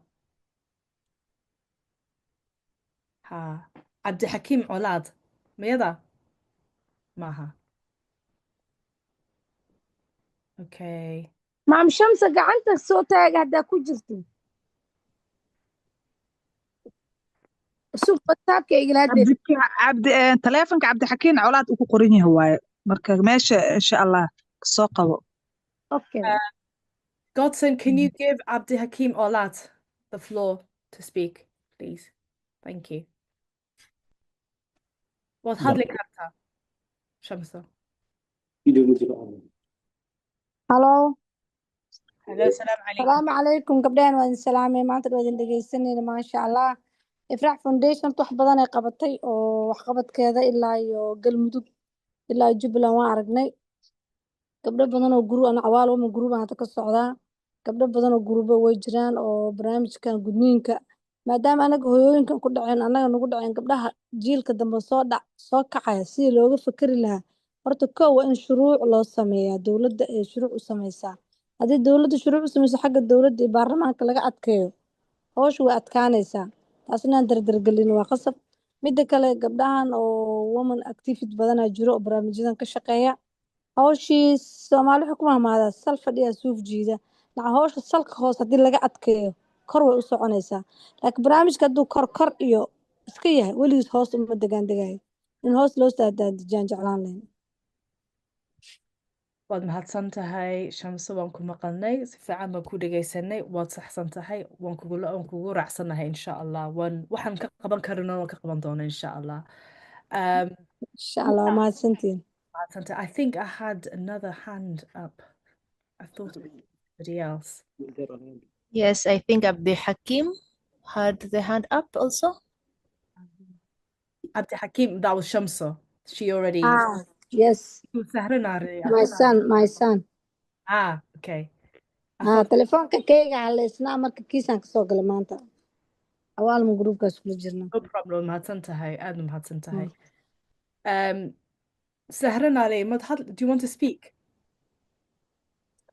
You had your hand up, I think you put it down.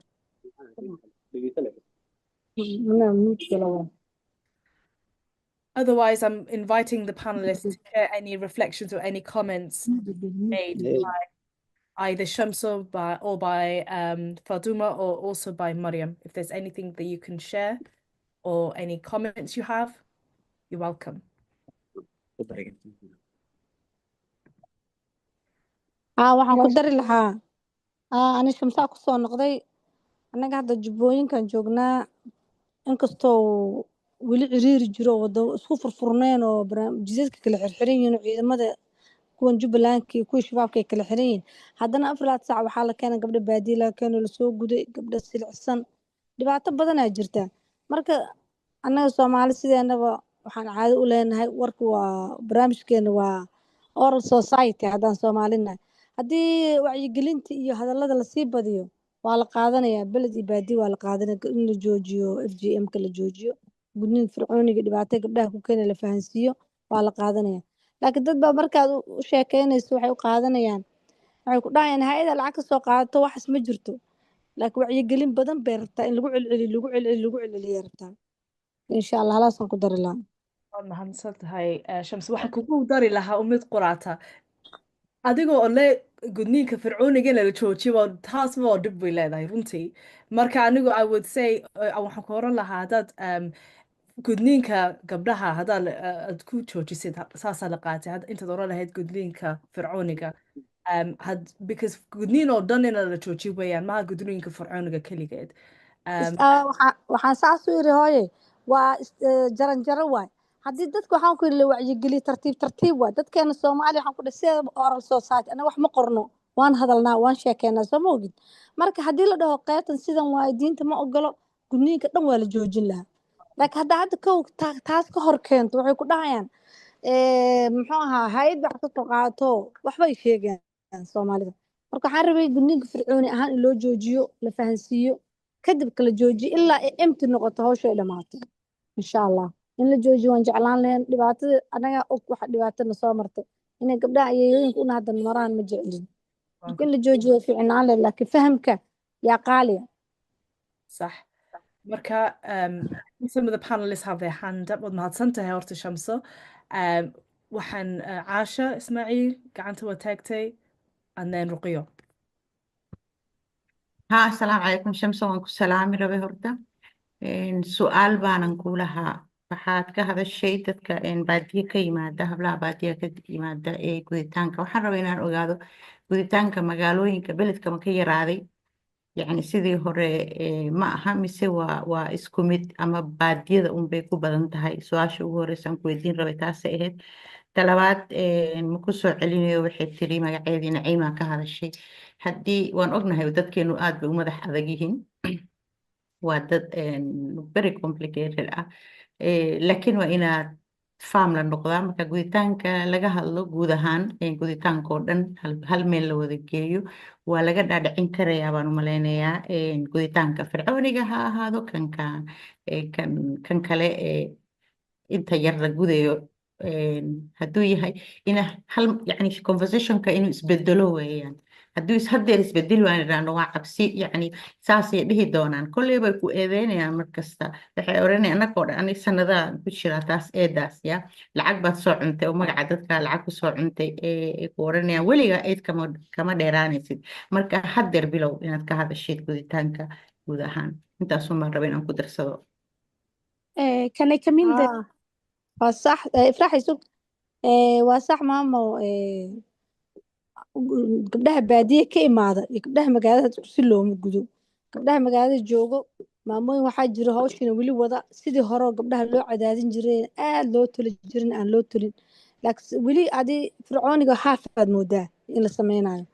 marka gabdhaha badi magaalada waxaa laga gabar dhig bixaysa inaad arkin qarafaadsanaad hal xirxiro ha dhibaato kaadidaha ku dhegto ha iska xanuunsato. laakiin gabdhaha baadiyaha waxaa laga soo dhigayaa tuba hadda maalin hore wasiiradda haweenka taa way tagtaa umaleyna waad aragteen tvgaaba laga sii daayay. waxay sameynayaan gudniin wadareed ah sodomeeye gabdhaha mar laiskugu keenaa meesha. marka laba qof ama hal qofaa gudayo qofku wuu ku daalaa. gabdhaha dambe wuxuu inuu xidi jaro waaba masti waaba qasab inuu xidi jaro ku daalo asoo daalan loo keeno. marka gabdhaha baadiya aad ugu rafaadsan yihiin. dadkeena baadiyahana sheekada waa laga dhaadhicin lahay warka intaas waa wadnaa waa wacyi gelinaa waa u sheegnaa. insha allah way fahmi doonaan. dad badana hadda fahmay oo xagga diini ahaan aan ka marno oo dhahnay diinta ma ogolo arrintan gudniinka fircooniga ka daayay gabdhaha. marka hadda magaalada waxaa umaleya sidii hore in lasoo dhaamo sidii hore la dhaamo umaleysa laakiin weli cadaadis wuxuu ka jiraa baadiyaha. mahadsan tahay. I think gacanta waa taagtay. Yeah, thank you so much, Naima. It's just I wanted to go back to the webinars, Power in Partnership. And I think as you can say, even 90 minutes of a webinar sometimes is not enough to get the full insights of what is really going on in different regions. And I think I've been really honored to hear from grassroots organization activists on the ground also to get those local insights, because they do bring deep cultural understanding of what is happening, and also the community relationship that they have, and also the lived experience of what is needed. And I think more so, even as you said, and Ifrah also mentioned, even if UNFPA is not here anymore, we're still going to be here, regardless of funding or no funding. And I think it's more important now, with even a lot of challenges around the funding, it's important that spaces like this are created more often, to really continue the conversation and build that partnership. Because as from the diaspora, we have from global reach access to these resources, platform, and policy influence. However, having that partnership is so important, because that's the only time that we can really create the change that is really needed within our own communities. And I just want to say thank you so much for everyone who participated and who shared their voices and the work, the incredible work that they do. Benazir Mohammed from Silver Lining, really impressive in how you are advocating in your region. And sitting here with Naima, I remember seeing you on TED Talk on YouTube, listening to your story long time ago. And also for Leila and Aisha and Hoda.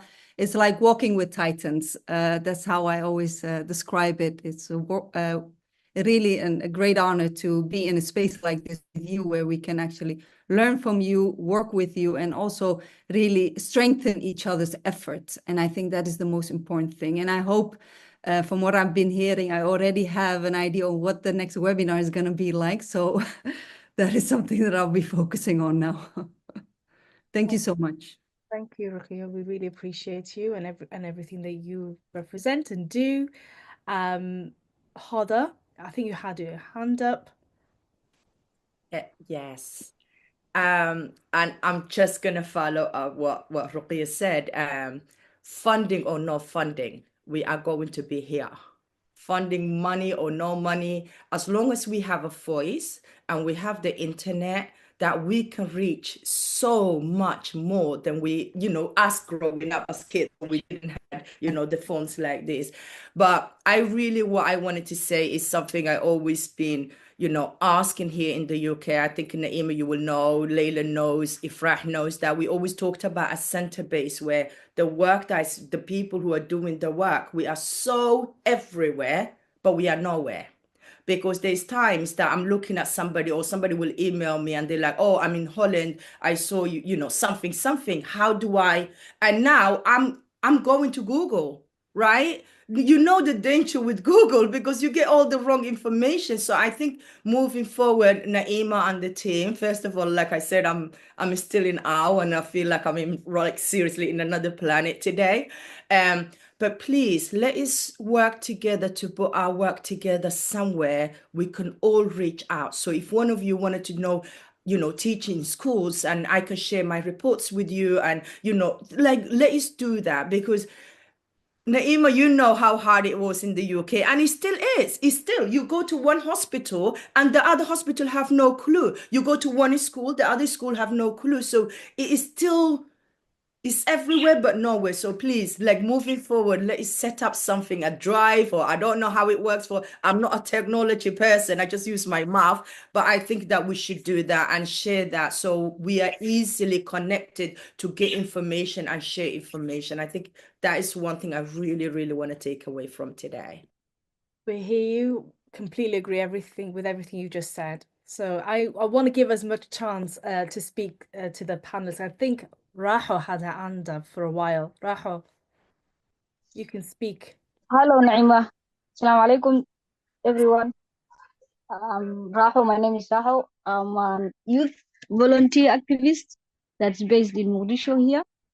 And today I feel I'm the luckiest girl here because I've got an opportunity to meet so much experienced players and couples, and I'm happy to be here. I just want to give a voice of, youth, being a youth, a female youth in Mogadishu who is trying to, see the world differently, because, being educated person who is here in Somali, it is actually an opportunity and I will say a milestone that you have reached, because there are so many young girls who didn't get a chance to be educated, to know actually what it is to be educated and to see in another perspective or in another point of view that's outside the world. Because here in Somalia, especially, the culture is, so much hard to just oversee it or just to overcome with it.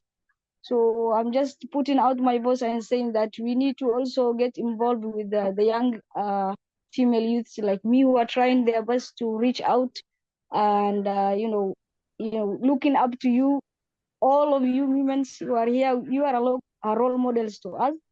For me, actually, if I speak for myself, I've always pushed myself, to see the world differently. Being here in Mogadishu, you will be so much involved with what's going on in your environment, and sometimes the life will tell you like, just give up, accept it. There's, there's no way that you can overcome. Just be with it. Don't even try to raise your voice. Don't even try to advocate for the young generation or for the young girls to be educated, to be, to end the FGM and everything else. But again, there is that little voice that is in our mind that is telling us others have done it. There are so many like Naima and so many other ladies who have done it. You can also do it. So you are our role model, our empowerment. We look up to you. And we really love to get more chances like this, more webinars like this, and try just to put out our voices out there. And we will keep on motivating ourselves and keeping on. And thank you so much for giving me this opportunity.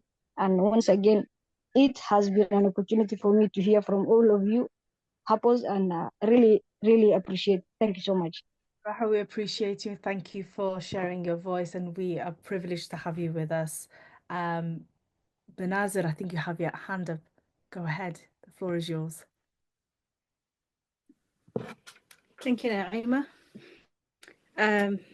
I just want to share maybe a few things that would help make this process, in my opinion, one of the best processes that we can have in our generation.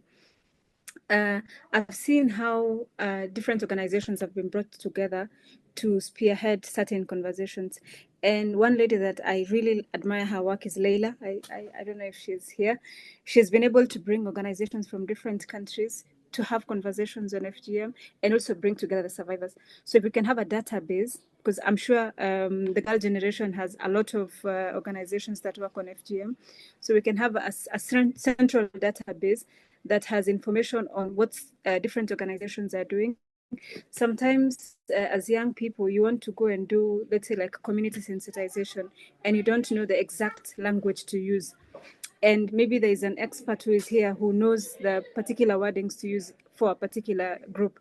So if we can share that content in this database and have it accessible to as many young people as possible, that would really help. It can be something like an Excel sheet, like, you know, you just create an Excel sheet and then you put in the content. Something I would really like to help if the idea is accepted by the team. Another thing is we are moving from normal female genital mutilation. Let me put normal in quotes. There's a lot of medicalization. Yes, this is being done in hospitals now. So when are we going to have this conversation on female genital mutilation that's now being done in hospitals, in closed doors, where we don't have information, that are being done by people we, you know, visit for our normal day-to-day checkup? So maybe that's a conversation we can pick in our next webinars. And then finally, research. I feel like the data that is out there is really not the correct data, because a lot of work has been done on ending female genital mutilation. But the Somali community still is at a staggering 96-97%. So there is need for us to come together. I know all of us are doing this work at the grassroots level, at our global platforms, at the policy spaces. So how do we synergize our efforts to do research and formulate the correct information, what exactly is happening in our communities, what's happening in Mogadishu? There's someone who is in Mogadishu who knows what's happening in that community, but the data that an organization that like UNFPA has is not what is exactly being reflected in the community. So as I had earlier said, I'm so excited to be here and I can't wait to see what this holds, inshallah. Thank you.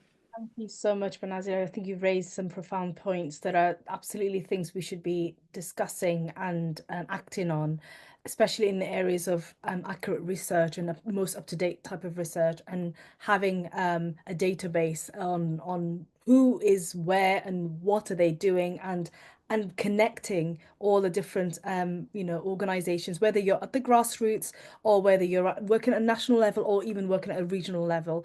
And these are some of the things we're working on as AWRA, actually, believe it or not. Some of the things we're working on are some of the things you've just mentioned, which we can discuss on offline. But I wanted to kind of give Leila a chance to speak, because I know you just had the chance to kind of share your keynote, and I know you've been with us throughout. And you've been around, for the last couple of decades, as you've seen. What is your reflection? What are your thoughts and your closing remarks? Because I think we're going to have to wrap up. We have about 3 minutes. I just want to give you a moment to kind of say something. Yeah, I mean, first of all, again, thank you for organizing this space. I think for me, it's really important that we continue this conversation and to really keep this connection between Somali women. I think for so long it felt very separated. We're doing all this great work, but actually we didn't have a space. So I hope we have spaces like this. It doesn't even have to be in a webinar space. So that's really one thing I really would like to suggest while we're here. But also for me, I want to come back to, again, the reason we struggled in this movement really has been about the language. And maybe I want to challenge us all to really reflect on the language we're going to be using, because it's a bias that we carry, is the conditioning that's happened to all of us. Even as we were speaking, I heard the word circumcision, culture, tradition. I now say to anyone, I mean, a few weeks ago, maybe I'll share a quick story. A few weeks ago at a feminist event, Black African feminist event, great session, but a white woman gets up and says, oh, I worry how African feminists are going to be offending indigenous African culture like FGM. That should offend all of us because harming children, violating children, it's none of our culture. It's none of our culture. It's like me saying to white people, it's colonization and slavery, because, they had a whole framework around that. They actually legalized it, said it was a good economical decision they made. But I would never accuse a white person and say colonization and slavery, it's your culture. I think we have to be very blunt, especially those of us who are from communities that are very much affected. So from now on, when you speak to anyone, FGM, it's not your culture. We are not claiming a culture that abuses children. That's not what my culture is about. I don't come from that culture. Unfortunately, I've experienced violence as a child, and that's the format I'll be speaking this to, because the moment we keep referring to it as our culture, our people, we worry about upsetting community leaders or religious leaders. What kind of people have we become to worry about adults than the child who's at risk? And remember, and I'll say this as a therapist, one of the worst forms of violence you can commit against a child, FGM, it's one of them, because FGM, it's the context that it happens. You are violated, you are sexually assaulted with a weapon publicly, and no one says a word. Imagine the message that was sent. So we're not talking about something very minor here. We are talking about one of the worst forms of torture. This is torture, and so maybe if we all begin to now reframe this, we might actually see some changes taking place. I don't think an elder Somali man or a religious guy wants to claim the torture of children as their culture. So we have to really begin to challenge those. Obviously, always create a safe space. We don't attack people, we create a safe space. But we'll challenge you all to think about yourself, because we are all gatekeepers. We are all gatekeepers in this space. People listen to us. So give yourself the space and time to really go and reflect on the language we're using, because I promise you, when we do that, we will begin to see the changes. Thanks. Thanks, Naima. Leila, thank you, everyone. And I just want to start closing. I want to come back to Hayat for your last words and reflections. And I think we're a little bit over time. But I just want to, first of all, before I go to Hayat, I just want to appreciate everyone for your time, for your honesty, and for this space that we shared with each and every one of us. I really learned a lot from our conversation, and I think this will be one of many. It could be online, it could be offline, and we should, I think it's for us now to go back and see how we can take this information and see what we can do. And there's some good suggestions to kind of have some more of these webinars. That's a really good suggestion. And if there's a way to kind of continue this dialogue, in different, maybe in person one day, that would be really incredible. But that's something that we can go back and figure out. But I want to stop here. Thank you all for your time, and hand it over to Hayat for last words. Thank you, Naima. Thank you, everybody. I just want to add to the satisfaction of seeing all of us and women with the same mission from different parts, from different countries, but we found from different time zones, that we found this moment together because it's important for us. I take out from this that we want collaboration, we want partnership, we want to be the solution to our problems, to involve the communities, both from financial to social accountability of what is happening to girls and women within the Somali community. And even though female genital mutilation is a global issue, and as women, as Somali women, we have a duty to work and towards the end of female genital mutilation globally. We do know best how to work with the Somali community, how to work with the differences from the Somali community, from those who are in the UK to those who are Somali Jews, all of us, no? So nobody else can do it better than ourselves. So let this conversation continue. We will be hosting on the 5th of May in-person event in Kenya. Please write to us and to Belt of Somali Women to get more information. I think, and Rukia also sent the link on the chat box. And we look forward to continue working with AWRA, with the Girl Generation, with each of you, volunteers, people in the grassroots organizations. Doesn't matter where you are. I think it's a moment to work together. I appreciate the 2 hours that you have been all here. The session is recorded. We will share it with all of you once it's uploaded to YouTube channel. And until the next time, see you soon. Thank you so much. Thank you so much, everyone.